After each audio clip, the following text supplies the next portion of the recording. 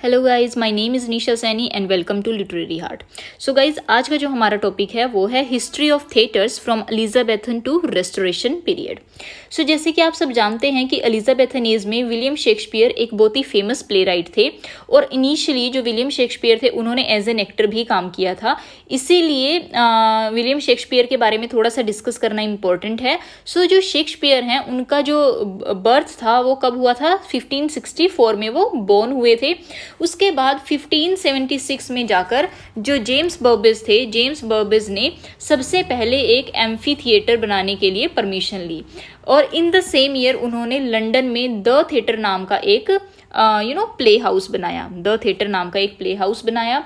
जो Lord Chamberlain's man जो actors की एक कंपनी है, उन्होंने इस थिएटर में 1594 से लेकर 1596 तक परफॉर्म किया। इसके बाद 1577 में एक नया थिएटर बनाया गया जिसका नाम था द कर्टेन और उसके बाद कुछ टाइम के बाद 1587 में द रोज नाम का एक थिएटर ओपन हुआ।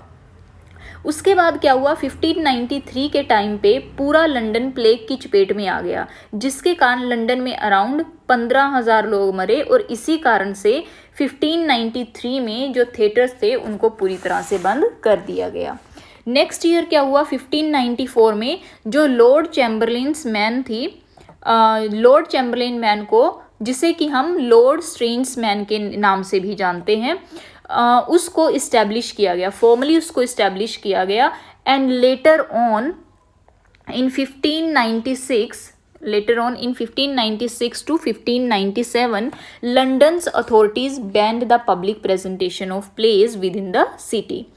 On the other hand in 1596 जो जेम्स बर्बेज हैं उन्होंने ब्लैक फ्रायर्स जो कि एक डोमिनिकन मोनेस्ट्री थी उसे परचेज किया और इस डोमिनिकन जो ये मोनेस्ट्री थी ब्लैक फ्रायर नाम की, इसे इन्होंने थिएटर में कन्वर्ट कर दिया। और जैसा कि मैंने आपको पहले भी बताया कि उस टाइम पीरियड पे जो बैन था 1596 से 97 के टाइम पे बैन चल रहा था प्लेज परफॉर्म करने पर। सो ये जो थिएटर था नया बनाया हुआ जेम्स बर्बेज का, ये उस टाइम पे खाली पड़ा रहा और 1597 तक इस थिएटर की जो लीज को लेकर इनके बीच में डिस्प्यूट चलता रहा। और जो प्योरिटन ऑनर थे जिनका नाम था जाइल्स एलन, उन्होंने इस थिएटर और एक्टिंग ट्रूप को डिसअप्रूव कर दिया। सो कॉन्सिक्वेंटली क्या हुआ, जो शेक्सपियर की ट्रूप थी वो कर्टन थिएटर में मूव कर गई। 1597 में उन्होंने द थिएटर में परफॉर्म करना बंद कर दिया था और अब वो द कर्टन थिएटर में परफॉर्म करती थी। 1599 में क्या हुआ था कि द ग्लोब थिएटर ओपन हुआ। 1599 में जो ग्लोब थिएटर था उसको ओपन किया गया, जिसको अर्लियर थिएटर जिसका नाम है द थिएटर में लगी हुई लकड़ी और दूसरे जो भी सामान थे उनको यूज़ करके बनाया गया था। द थिएटर को ख़त्म कर दिया गया, तोड़ दिया गया और वहाँ पर जो भी सामान लगा हुआ था उससे उन्होंने द ग्लोब थिएटर इस्टेब्लिश किया। उसके बाद 1603 में फिर एक बार लंदन में प्लेग फैला और जितने भी थिएटर्स उस टाइम पे थे वो सारे के सारे थिएटर्स एक बार फिर से बैन हो गए। उसके बाद क्या हुआ, 1613 में ग्लोब थिएटर में आग लग गई और आग लगने के कारण क्या हुआ, 1614 में कुछ चेंजेस के बाद दोबारा इस थिएटर को बनाया गया। 1614 में फिर से इस थिएटर को, ग्लोब थिएटर को बनाया गया। 1642 के टाइम पे जैसा कि सबको पता ही है कि ये सिविल वॉर का पीरियड था। सो सिविल वॉर शुरू हो गया था और पार्लियामेंट ने सभी स्टेज प्लेस को बंद करने के लिए एक ऑर्डिनेंस इशू कर दिया था, ऑर्डर दे दिया था। 1644 में सर मैथ्यू ब्रांड जो कि एक प्योरिटन लैंड ओनर थे, उन्होंने ग्लोब थिएटर को तोड़कर उस जगह पर हाउसेस बनवा दिए, लोगों के घर बनवा दिए। और 1648 में प्योरिटन्स ने ऑर्डर दिया कि सभी प्ले हाउसेस को गिरा दिया जाए, जितने भी एक्टर हैं उनको सीज कर लिया जाए और उन्हें कड़ी से कड़ी सजा दी जाए, उन्हें कोड़े मारे जाएं एक्टर्स को। और अगर उस टाइम पे ये भी ऑर्डर दिया गया था कि अगर किसी भी व्यक्ति को कोई भी प्ले अटेंड करते हुए पकड़ा गया तो उसे 5 शिलिंग फ़ाइन पे करना पड़ेगा, 5 शिलिंग भरने पड़ेंगे एज अ फ़ाइन। उसके बाद क्या हुआ था कि 1649 में जो चार्ल्स वन थे उनको एग्जीक्यूट कर दिया गया, और 1653 से लेकर 1658 तक जो ओलिवर क्रॉमवेल थे उनको इंग्लैंड का लॉर्ड प्रोटेक्टर बना दिया गया। और उसकी डेथ के बाद जो हमारे ओलिवर क्रॉमवेल थे, ओलिवर क्रॉमवेल के बाद उनका बेटा जो कि ओलिवर क्रॉमवेल का बेटा था, उनको लॉर्ड प्रोटेक्टर बनाया गया, but he is not as good as Oliver Cromwell was. So that's why जो प्योरिटन्स थे उनकी जो पावर थी वो डिक्लाइन होनी शुरू हो गई थी। और उसका रिजल्ट क्या हुआ कि 1660 में 1660 के टाइम पीरियड पे जो रेस्टोरेशन हुआ, चार्ल्स टू थे उनको दोबारा इंग्लैंड बुलाया गया और उनको फिर से किंग बना दिया गया। और जब चार्ल्स टू थे उनको किंग बनाया गया तो फिर से उन्होंने क्या किया, थिएटर्स को ओपन कर दिया। 1660 में जाकर थिएटर्स को रीओपन किया था। और जो प्योरिटन्स थे, याद रखने हैं, उन्होंने 1642 में थिएटर्स को बंद किया था और बाद में 1660 में जाकर जो थिएटर्स थे वो ओपन हुए थे। सो ये हो गया हमारा थिएटर्स के बारे में। अब हम थोड़ी बात करेंगे कि एलिजाबेथन टाइम पीरियड पे जो थिएटर्स होते थे वो उनका स्ट्रक्चर कैसा होता था, किस तरह के थिएटर्स उस टाइम पे देखने को मिलते थे। सो मैंने यहाँ पे एक पिक्चर यूज़ की है, आप इससे मतलब आइडिया आपको मिल जाएगा।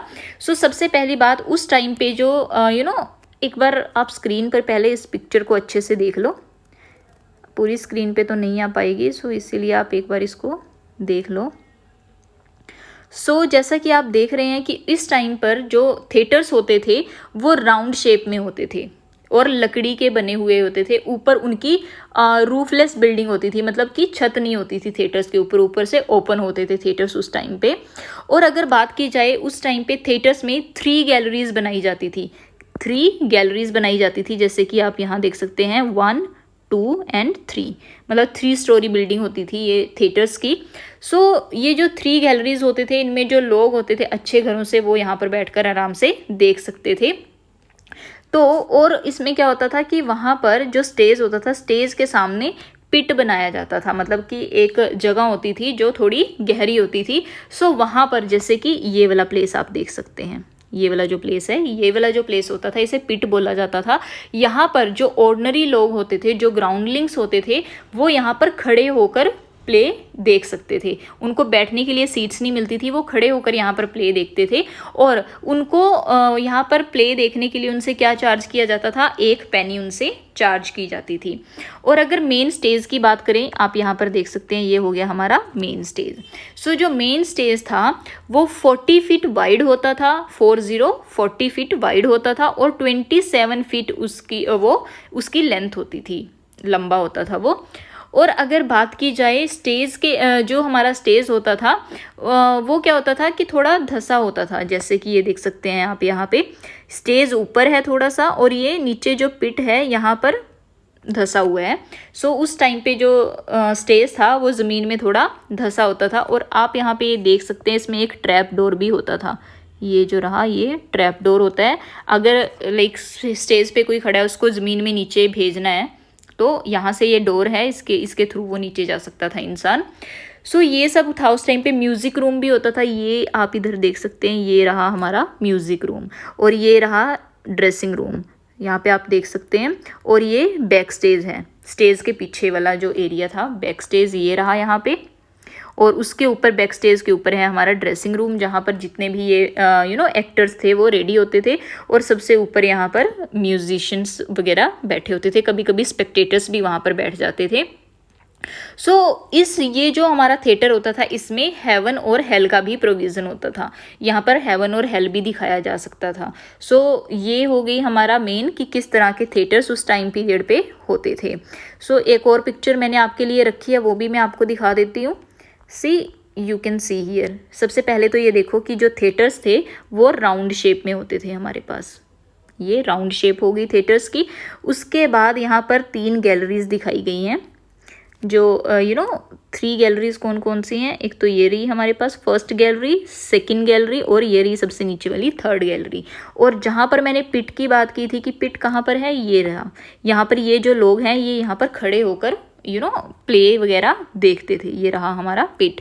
और इसके बाद ये हमारा स्टेज हो गया पूरा, स्टेज की जो 40 फीट वाइड हो गया और 27 फीट ये लॉन्ग हो गया। और उसके बाद हमारे पास क्या था, ये जो यहाँ पर रहा ये क्या है, बैक स्टेज है ये। और इसके बाद ये हमारा ड्रेसिंग रूम हो गया। और यहाँ पर ये जो थर्ड वाला है, यहाँ पर जो म्यूजिशियन वगैरह थे और कभी कभी स्पेक्टेटर्स वहाँ पे बैठकर जो प्ले था वो देख सकते थे। सो आई होप आपको समझ आ गया होगा कि किस तरह के थिएटर थे। ये एक बार देख लो आप, स्क्रीन पे पूरा आना तो ये पिक्चर पॉसिबल नहीं हो रही, सो आप देख सकते हैं इसको। सो ये रहा कि जो थिएटर्स होते थे, थिएटर्स का स्ट्रक्चर कैसा होता था। So guys this is all about today's video. I hope you like this video, and if you like it, please don't forget to like, share and subscribe. And if you have any doubt, you can ask me in the comment section below. Thank you so much for watching the video, guys.